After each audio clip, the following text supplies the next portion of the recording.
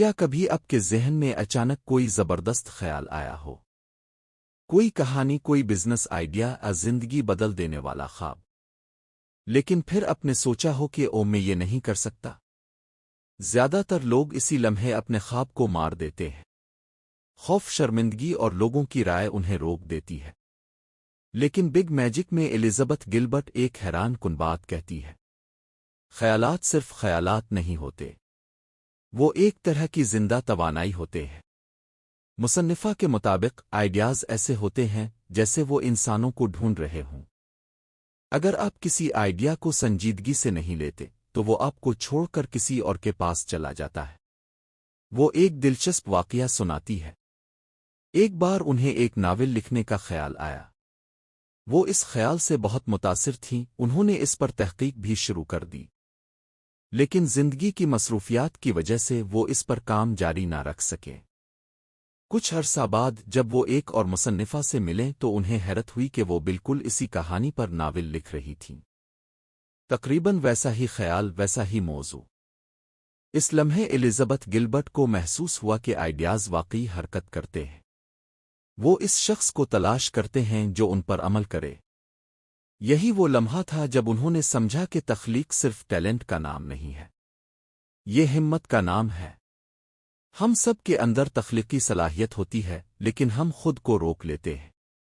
ہم سوچتے ہیں کہ اگر ہم ناکام ہو گئے تو لوگ کیا کہیں گے؟ اگر ہماری تخلیق اچھی نہ ہوئی تو کیا ہوگا؟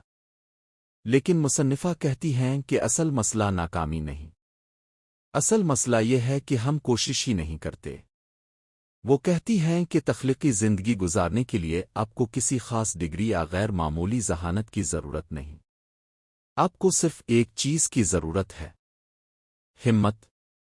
ہمت اس بات کی کہ آپ اپنے خوف کے باوجود آگے بڑھیں، کیونکہ خوف ہمیشہ آپ کے ساتھ رہے گا۔ الزبتھ گلبرٹ ایک خوبصورت مثال دیتی ہے۔ وہ کہتی ہیں کہ تصور کریں آپ ایک کار میں سفر کر رہے ہیں۔ اس کار میں آپ کے خواب، آپ کی تخلیقی صلاحیت اور آپ کا خوف سب بیٹھے ہیں۔ خوف بھی اس کار میں بیٹھ سکتا ہے، لیکن ایک شرط کے ساتھ: وہ ڈرائیور نہیں بن سکتا۔ اگر خوف اسٹیئرنگ پکڑ لے تو وہ آپ کو کہیں نہیں جانے دے گا۔ یہی وجہ ہے کہ زیادہ تر لوگ اپنی زندگی کے بہترین آئیڈیاز کو صرف اس لیے چھوڑ دیتے ہیں کیونکہ وہ ڈرتے ہیں۔ لیکن اگر آپ تخلیقی زندگی گزارنا چاہتے ہیں تو آپ کو خوف کے ساتھ جینا سیکھنا ہوگا۔ اسے ساتھ بٹھانا ہوگا، مگر کنٹرول اپنے ہاتھ میں رکھنا ہوگا۔ اور یہی سوچ آگے چل کر ایک بہت بڑی حقیقت کو ظاہر کرتی ہے، ایک ایسی حقیقت جو زیادہ تر لوگ کبھی نہیں سمجھتے۔ کیونکہ تخلیقی صلاحیت صرف خوشی اور کامیابی نہیں لاتی، اس کے ساتھ ایک اور طاقتور چیز بھی آتی ہے، اور وہ ہے ہمت کے ساتھ جینے کا فن۔ اور یہی ہمیں کہانی کے اگلے حصے کی طرف لے جاتا ہے۔ جب الزبتھ گلبرٹ تخلیقی زندگی کی بات کرتی ہیں تو وہ ایک بہت اہم بات بتاتی ہے۔ تخلیق کا مطلب یہ نہیں کہ آپ کو فوراً کامیابی ملے گی۔ اصل میں تخلیق کا مطلب یہ ہے کہ آپ بار بار ناکامی کا سامنا کرنے کے لیے تیار ہوں۔ انہوں نے اپنی زندگی کی مثال دی۔ ان کی مشہور کتاب ایٹ پرے لو کی کامیابی سے پہلے انہوں نے کئی سال تک مسلسل لکھا، مگر زیادہ تر لوگوں کو ان کے کام کا علم بھی نہیں تھا۔ وہ کہتی ہیں کہ اگر آپ تخلیقی راستہ اختیار کرتے ہیں تو آپ کو ایک حقیقت قبول کرنا ہوگی: دنیا آپ کو ہمیشہ نہیں سراہائے گی۔ کبھی لوگ آپ کو نظر انداز کریں گے، کبھی تنقید کریں گے، اور کبھی آپ کو یہ محسوس ہوگا کہ آپ کی محنت بے معنی ہے۔ لیکن یہاں ایک راز ہے جسے زیادہ تر لوگ نہیں سمجھتے۔ اگر آپ اپنی تخلیق کو صرف کامیابی کے لیے کرتے ہیں تو آپ جلد تھک جائیں گے، لیکن اگر آپ اسے محبت کے لیے کرتے ہیں تو آپ کبھی نہیں رکیں گے۔ مصنفہ کہتی ہیں کہ تخلیق کو اپنے کام کا واحد مقصد نہ بنائیں، اسے اپنی خوشی کا حصہ بنائیں۔ وہ ایک مثال دیتی ہے: اگر کوئی شخص پینٹنگ کرتا ہے تو اسے یہ نہیں سوچنا چاہیے کہ کیا یہ پینٹنگ میوزیم میں لگے گی یا نہیں۔ اصل سوال یہ ہونا چاہیے: کیا یہ پینٹنگ مجھے زندہ محسوس کراتی ہے؟ اگر جواب ہاں ہے تو یہی کافی ہے۔ یہ سوچ انسان کو آزاد کر دیتی ہے۔ کیونکہ اس کے بعد آپ کو لوگوں کی منظوری کی ضرورت نہیں رہتی۔ الزبتھ گلبرٹ ایک اور دلچسپ بات کہتی ہے، تخلیقی صلاحیت کو سنجیدہ لینا ضروری ہے، لیکن خود کو زیادہ سنجیدہ لینا ضروری نہیں۔ بہت سے لوگ اپنے خواب کو اس قدر بڑا بنا لیتے ہیں کہ وہ اس کے بوجھ سے دب جاتے ہیں۔ وہ سوچتے ہیں کہ اگر وہ ناکام ہو گئے تو ان کی زندگی برباد ہو جائے گی، لیکن حقیقت اس کے برعکس ہے۔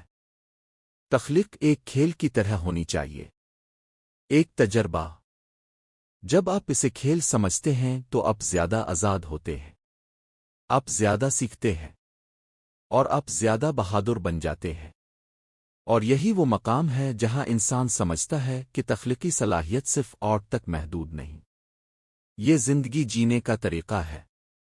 کوئی شخص باغبانی کر کے بھی تخلیقی ہو سکتا ہے، کوئی نیا کھانا بنا کر بھی، کوئی مسئلے کا نیا حل تلاش کر کے بھی۔ تخلیق دراصل زندگی کے ساتھ ایک رقص ہے، لیکن اس رقص میں ایک اور راز چھپا ہوا ہے، ایک ایسا راز جو اکثر لوگ دیر سے سمجھتے ہیں، کیونکہ تخلیقی زندگی میں صرف ہمت اور آزادی ہی کافی نہیں ہوتی، اس میں استقامت بھی ضروری ہوتی ہے۔ اور یہی ہمیں کہانی کے آخری اور سب سے اہم حصے کی طرف لے جاتا ہے۔ تخلیقی زندگی کا سب سے بڑا راز شاید یہ ہے کہ یہ کبھی آسان نہیں ہوتی، مگر یہ ہمیشہ معنی خیز ہوتی ہے۔ الزبتھ گلبرٹ کہتی ہیں کہ جب آپ اپنے خواب کے پیچھے چلتے ہیں تو راستہ ہمیشہ صاف نہیں ہوتا۔ کبھی آپ کو لگے گا کہ آپ صحیح سمت میں جا رہے ہیں، اور کبھی ایسا لگے گا جیسے سب کچھ بیکار ہو گیا ہے، لیکن یہی سفر اصل میں انسان کو بدل دیتا ہے۔ وہ کہتی ہیں کہ تخلیقی لوگ دو چیزوں کو قبول کرنا سیکھ لیتے ہیں، غیر یقینی صورتحال اور صبر، کیونکہ تخلیق کا عمل فوری نتیجہ نہیں دیتا، یہ آہستہ آہستہ بڑھتا ہے، جیسے ایک بیج مٹی کے اندر بڑھتا ہے۔ کبھی آپ کو لگے گا کہ کچھ بھی نہیں ہو رہا، مگر حقیقت میں اندر بہت کچھ ہو رہا ہوتا ہے۔ الزبتھ گلبرٹ ہمیں یاد دلاتی ہیں کہ دنیا کو کامل لوگوں کی ضرورت نہیں، دنیا کو بہادر لوگوں کی ضرورت ہے، ایسے لوگ جو اپنے خوف کے باوجود آگے بڑھیں، ایسے لوگ جو اپنے خیالات کو حقیقت بنانے کی ہمت کریں۔ وہ کہتی ہیں کہ اگر آپ کے دل میں کوئی تخلیقی خواہش ہے تو اسے نظر انداز نہ کریں، کیونکہ وہ خواہش آپ کے اندر کسی وجہ سے آئی ہے۔